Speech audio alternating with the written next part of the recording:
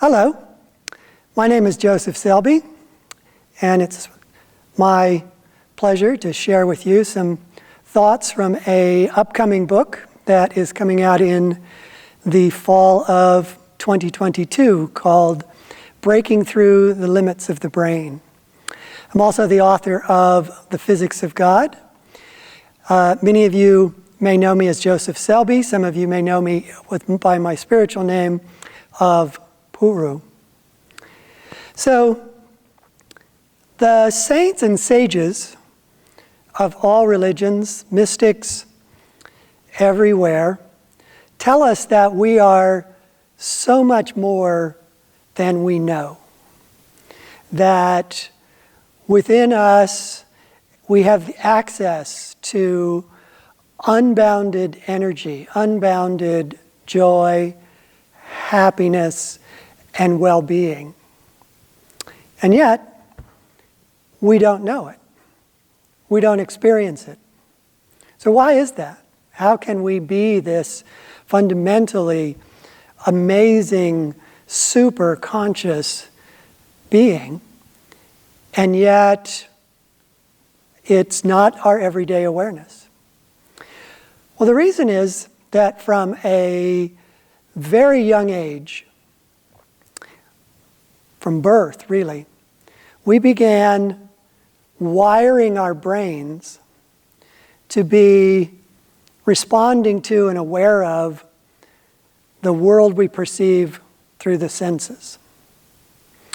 And the wiring process begins typically with physical movements. So as newborns, we really couldn't do anything when we were first born in terms of moving ourselves around. We only learned to crawl after months, walk after years, speak, etc. And all of those processes, all of those things that come naturally to us now, easily to us now, do so because we gradually wired our brains to be able to do those things. So when I say wired our brains, what do I mean? I mean that we created circuits in our brain. Our brain is made up roughly of 100 billion neurons. And many of those neurons are already connected to muscles in the body, to the fingers, etc., that allow us to move, but we don't have any actual circuit that says, grasp that, walk, crawl. They don't exist. So we have the potential without the actual circuits. So as soon as you start as an infant trying to grasp things, trying to control your body, what you're actually doing is causing neurons that are not connected to start to connect. Not only that, each neuron in the brain is capable of creating up to 10,000 connections to other neurons. So after a fairly short period of time, we're talking days, various movements that an infant makes start to become automatic because there is a neural circuit that supports that intention to move your arm or eventually to crawl. So everything that we're able to do today as adults physically has its foundation in learning to move at all and to coordinate our movements with inputs from the senses when we were infants.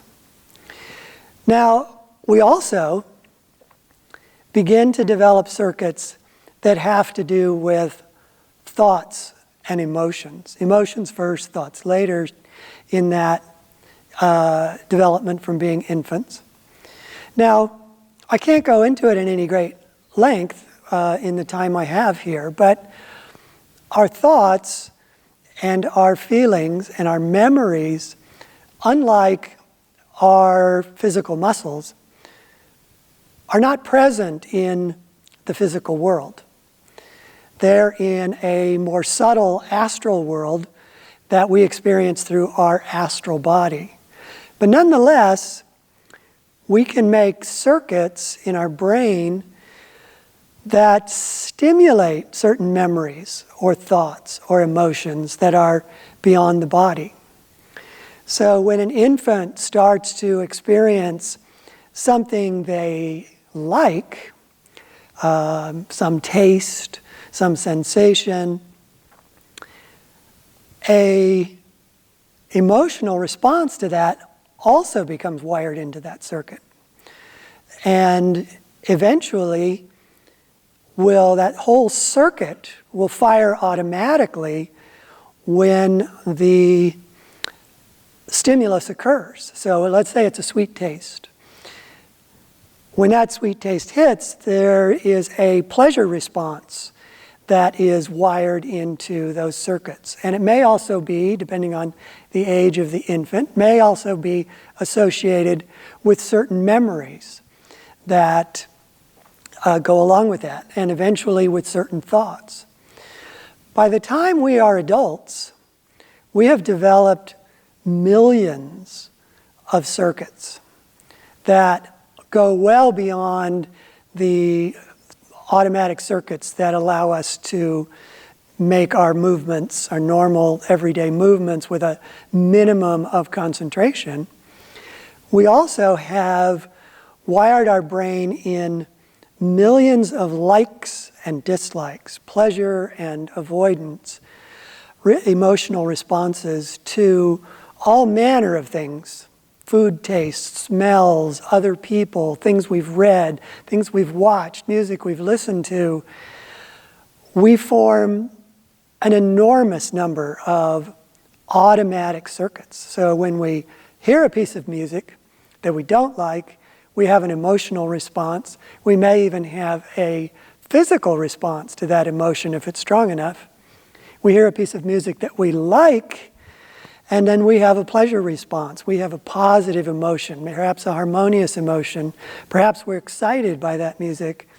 And we also have a physical response built into that same neural circuit. So you often see people, when they hear a particular tune, they start to move their bodies. They start to dance without really dancing. But you can see the muscles responding and the body moving a little bit to in automatic response to that music.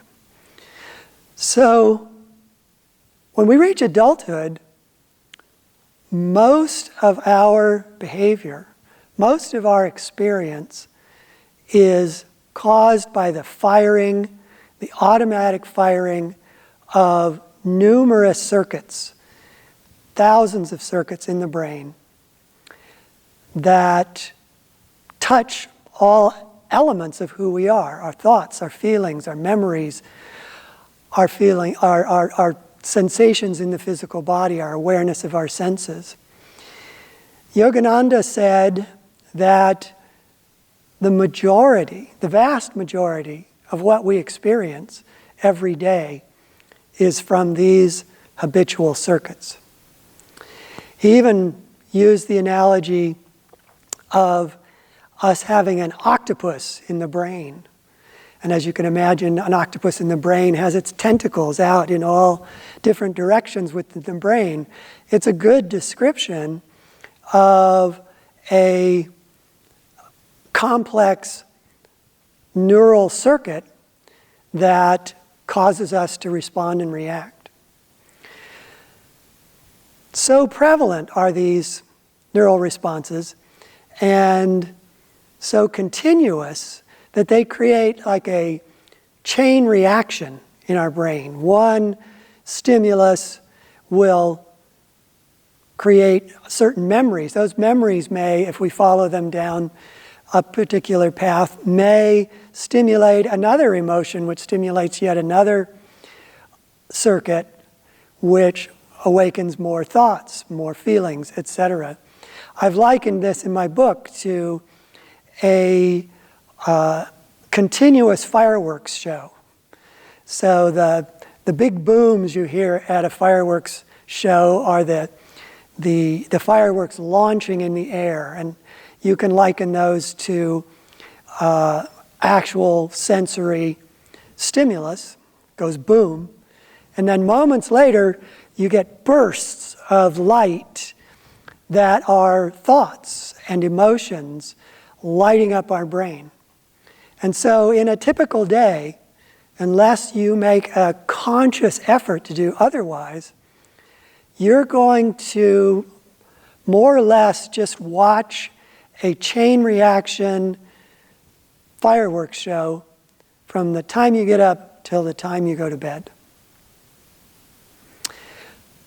The good news, for those of us who may not be entirely happy with our day-to-day fireworks show, is that we can rewire the brain.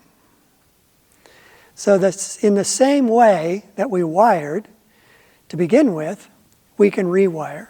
And the fundamental way in which we rewire is by deliberately, willfully doing something that we don't already do over and over again until the brain wires to support that new action, that new attitude, that new feeling, that new thought.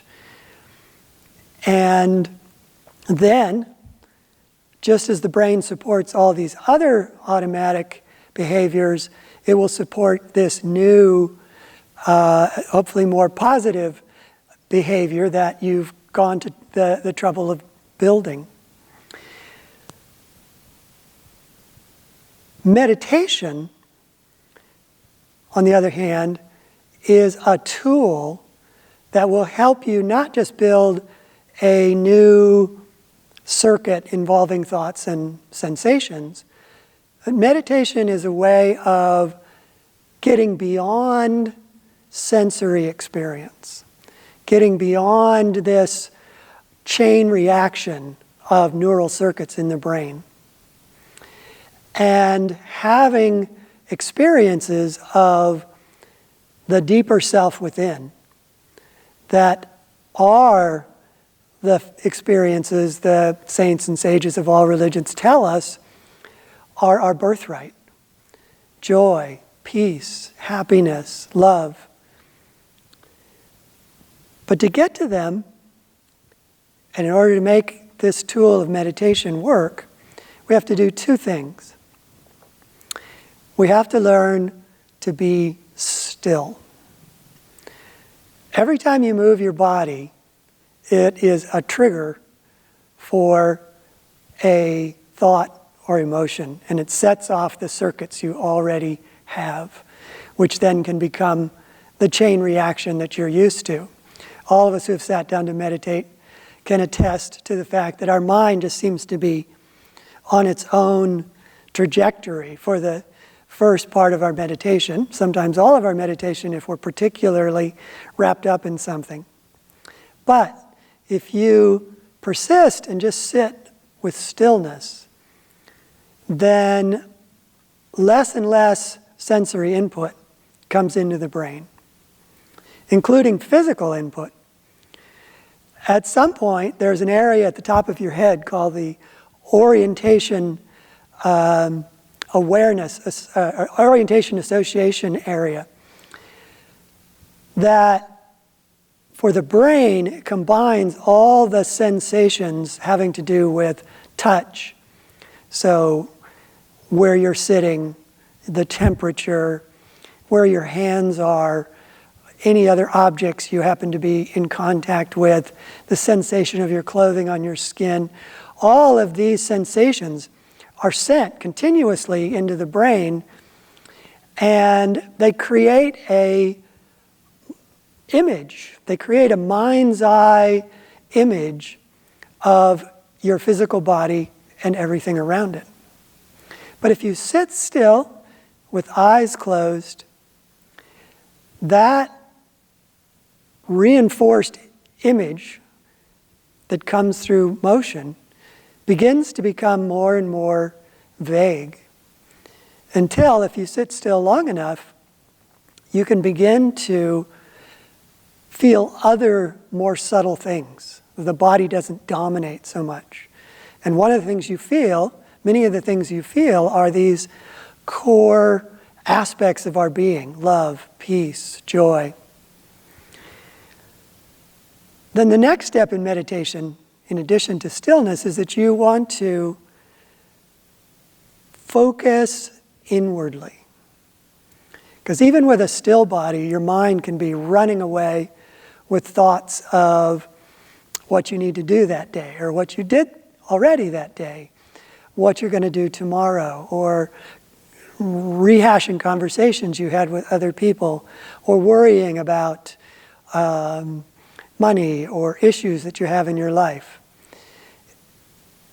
To get past those, you need to learn to concentrate deeply. Ideally, you concentrate at the point between the eyebrows. And all that continuous wave of thoughts will begin to subside. And even more deeply, you experience that higher consciousness. Now, to begin with, these are challenging. Everybody who's tried to meditate has found they can't sit still, they can't keep their mind from running away. But just as you built circuits for learning how to walk, every time you meditate successfully, you build a circuit that helps you sit still, that helps you keep the mind calm. And as you meditate more and more regularly, you strengthen various circuits that support meditation, so that when you sit down, you tend to immediately, more easily, more readily go into a state of interior focus, and the body settles to sit. And a feeling of enjoying the process steals over you, and it also becomes easier for you to just let thoughts go and become focused in the moment. The deeper you go, and this is the best news about the tool that is meditation, is the deeper you go into these states, these what I would call superconscious states, the more rapidly you build the circuits that support meditation. We see in dramatic examples of really profound changes that occur to people who have had near-death experiences. They've gone beyond the body. Obviously, they're nearly dead, so their body is motionless. I don't recommend this as a way of learning to become motionless, but effectively, they are practicing the two key things of meditation. They've become absolutely still, involuntarily. They've become completely inwardly focused, involuntarily. And they have these profound and moving experiences, life-changing experiences in their near-death experience. And here's the thing, is when they return from their near-death experience, they are deeply changed. It's as if that superconscious experience not only deepened the connections they had already made in one circuit for supporting meditation, they also harmonized other circuits in the brain that were giving them difficulties, perhaps. And near-death experiencers often say that they are able to remain calm in situations that they never would have been able to before, and that it remains permanent in their lives. They genuinely are transformed by this deep superconscious experience. So meditation, though not as dramatic, not as rapidly, will do that same thing. The deeper you go in meditation, the more still you sit, the more inwardly absorbed you become, the more you really feel that transcendent superconsciousness, the more your brain is rewired, and the more easy it is to come into those states again. So meditation, practice with depth, with loving persistence, will transform you rapidly into an experience of yourself that is wonderful, that you experience just how much more you are than you think.